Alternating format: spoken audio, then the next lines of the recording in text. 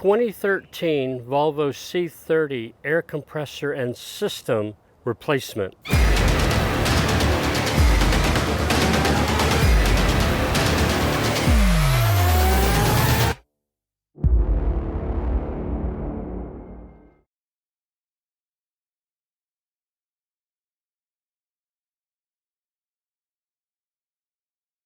For our situation, we bought the Volvo C30 for one of our daughters who's off at university, and the air conditioner system is not working.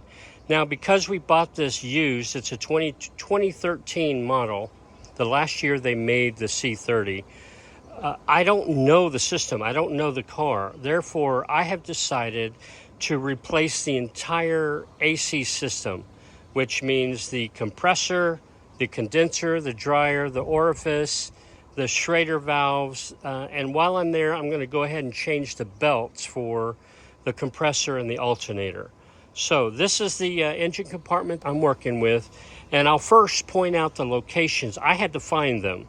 I'll point out the locations of all the units being replaced, because typically that's half the battle. First and foremost, before the planned day of starting the job, have your refrigerant evacuated from the car. Can't emphasize that enough. If you're going to do the job, be responsible.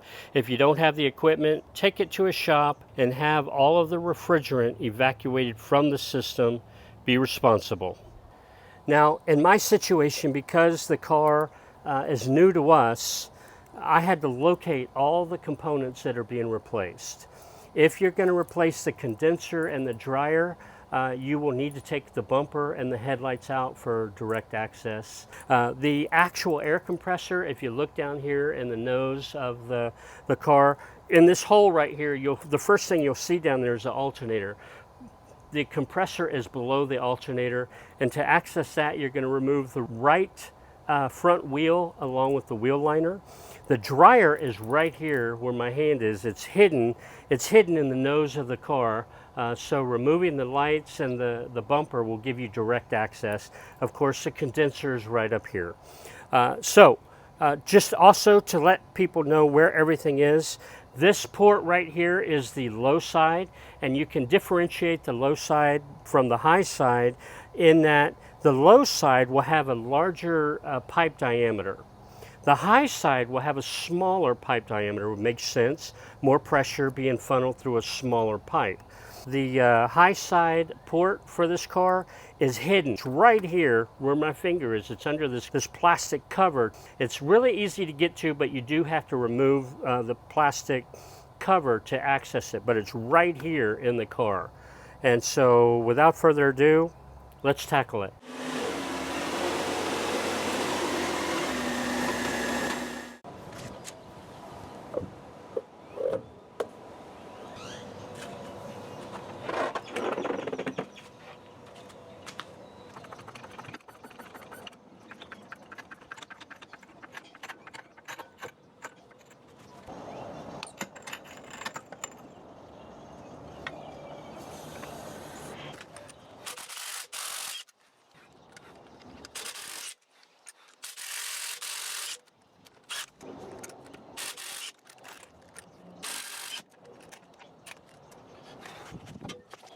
The first step after jacking it up is to remove the skid plate underneath the vehicle.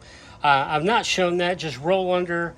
Mine took a T25 and there were 7 or 8 fasteners around the perimeter of the skid plate. Remove those, drop the skid plate, get it out of your way. After removing the skid plate, next you want to remove the wheel liner. There are 9 T25 fasteners, Torx 25 fasteners, and 2, these you can probably, see, I can screw these off with my hand, but if it's too tight, get a 10mm socket, and one there, and they will come off.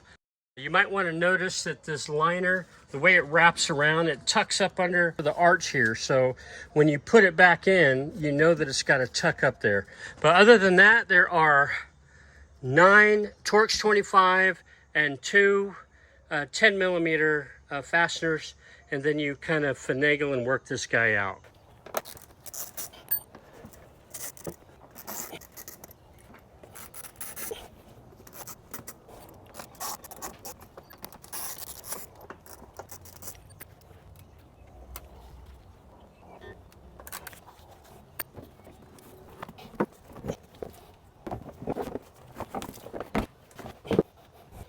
With the wheel well liner removed, you have direct access to the air compressor, which is right here. Of course, the belts. This is a tensioner that will use the T50 torque to loosen that, to remove the belts. And then here's your dryer. If you need to replace the dryer, there's a bolt here that you can access now, but then there's another bolt around that having the bumper off makes this easier. So remove the bumper if you're going to replace the dryer. We are going to release the tensioner here to remove the belts. We want to remove both belts. Since you're here and you're replacing the compressor, you might as well change the belts. This guy you turn clockwise and you slip the belts off. Take a picture prior to so you know where the belts go. So there's one belt right there.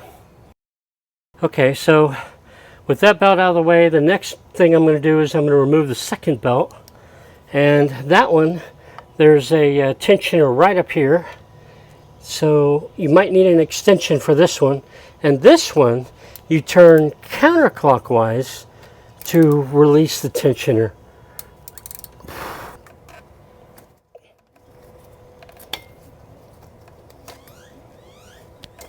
Okay, got that. So then just kind of take it out, take it off the alternator, and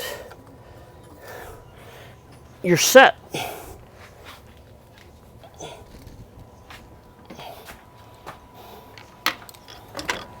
All right, there's a second belt. All right, when you remove the two belts from the C30, you might want to notice the size of them. The longer belt, slightly larger, it goes down, it starts down at the compressor and it goes up to the alternator. So the longer belt goes from the compressor around the tensioner up to the alternator. With the belts out of the way,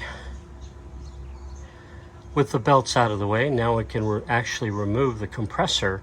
It looks like the compressor attaches to the car with three 10mm bolts, 1, 2, and 3.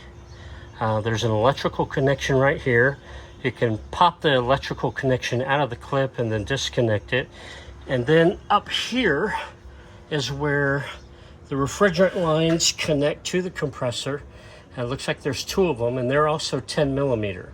So I'm going to work on those first. They look like they're not hard to get to, doesn't look like, but they are the hardest of all of them. So I'm going to disconnect those first.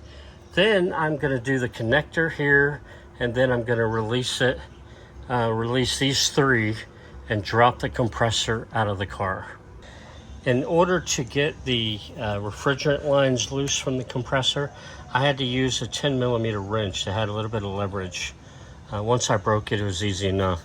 As far as the electrical connection, use a flathead screwdriver, kind of pop it out of this clip in here, right there, pop it out of that clip, and then you can see that this has two little white arms, tabs. They hook onto this lip right here. So just squeeze the end of the white tabs and pull this guy out, and that will disconnect the electrical. Now the only thing that's left is these three 10mm bolts, and then I can drop this whole unit. The 10mm bolts that came out, two of them are the same length and one is longer. The two bolts that are on the same side, they're the same length. It's that one that was off by itself in the corner that's the much longer one, so pay attention to where they go. The compressor is out. Now I'm going to take it up to the workbench and compare it to the new one that I have. Compare that, and I'm going to replace all of these O-rings that you see before I install the new one. With the air compressor out of the car, you just do a side-by-side comparison. Make sure everything is there. Any studs, any bolts that you need to remove, anything you need to remove from the old one for the new one. Now's the time to do it. Looks like we're ready to go. And UAC, this compressor is made in Texas, so that's a good thing. I have now completed the removal and the installation of all the new components: the compressor, the condenser, the dryer, the orifice tube, and the Schrader valves. The video footage is too long for a single video. Therefore, I'm breaking it up into 4 parts. So depending on the component that you were replacing, go check out my other videos.